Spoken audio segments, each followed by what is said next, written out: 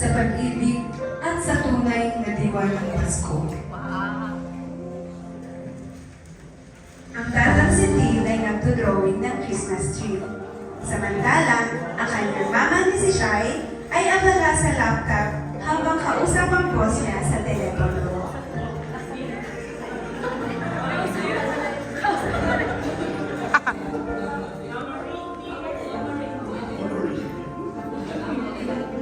Hello, sir. Yes po, sir. Matatapos ko rin po ito. Okay lang po kahit Pasko. Sige po. Promise po, tatapusin ko po ito ngayong araw. Hindi siya good work yan. Yung talaga ako nagkamali na ikaw magka-SDMO. Keep up the good work. Lumapit ang batang si Tim sa mama niya. Ma, pwede po ba tayo mag-release sa Christmas tree? Anak, sandali lang ha. Busy pa ako eh. May tinatapos ako deadline kasi ito ngayon. Lagi na lang busy si Mama. Dumating ang kanyang papa na si Claire na lasing na naman. At umabot sa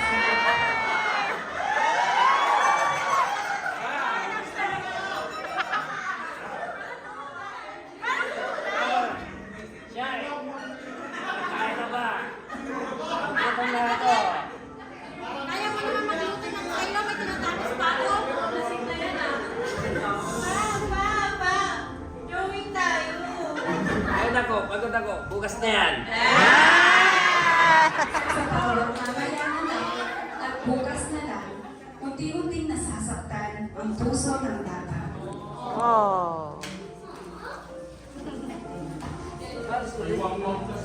Habang si Tin ay nakaupo sa labas at nag-iisip, dumating ang kanyang mga kaibigan.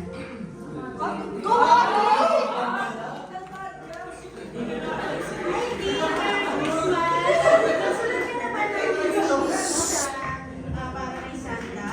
Oo naman. Ito naman. Ano yan, Barbie? Barbie number? Hindi. Ang gusto ko lang, makasama ko si Mama, si Papa, kakain kami, tapos masaya. Yun lang. Aba, Tin! Napakabait mo bata! Alam mo ba, kanya-kanyahan na may mabubuting hiling ay tinidinig ni Santa. Lumalim na ang gabi at si Tin ay natutulog na. Nang biglang lumitaw si Santa.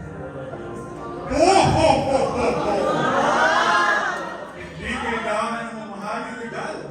Basta puno ng pagmamahal. At ikaw din. Nakikita mo, may busina kang puso. Kaya ngayong Pasko, ipapakita ko sa iyong magulang kung anong tunay na regalo. Simulan na natin ang ibaga ng Pasko. Kinakamagahan, gising na si Shai at si Glenn at magkasabay sila sa kusina. Nang nakita nila ang drawing at ang sulat ni Tim.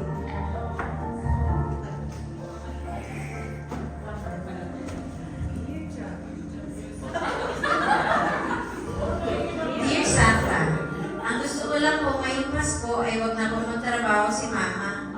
Kahit isang araw lang at sana po wag na pong uminom si Papa. Gusto ko lang pong kasama sila.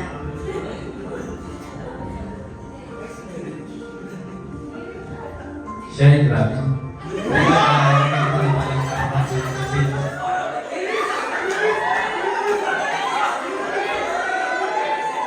At nagising na rin si Tim.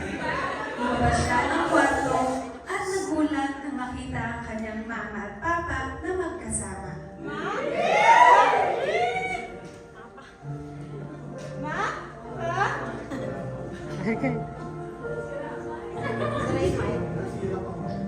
Anak, sorry. Wala ngayon.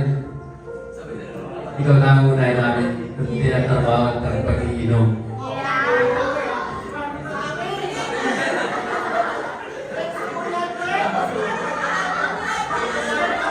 Joke lang.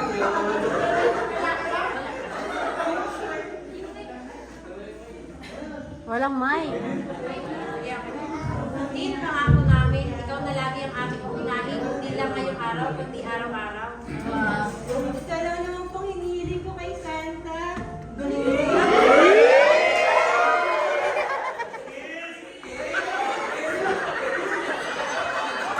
Aha, ang saya dito ah.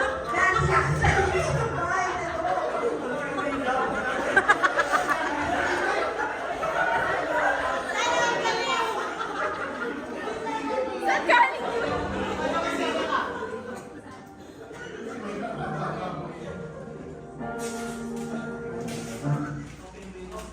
At pumasok na ulit si Santa sa kanilang munting tahanan. Ho, ho, ho, ho. Magandang gabi sa inyo. Sa EFT at sa iyong mga magulang. Ako'y may munting regalo para sa inyo. Ito ang pagmamahal at kasiyahan sa inyong pamilya. Ho, ho, ho, ho.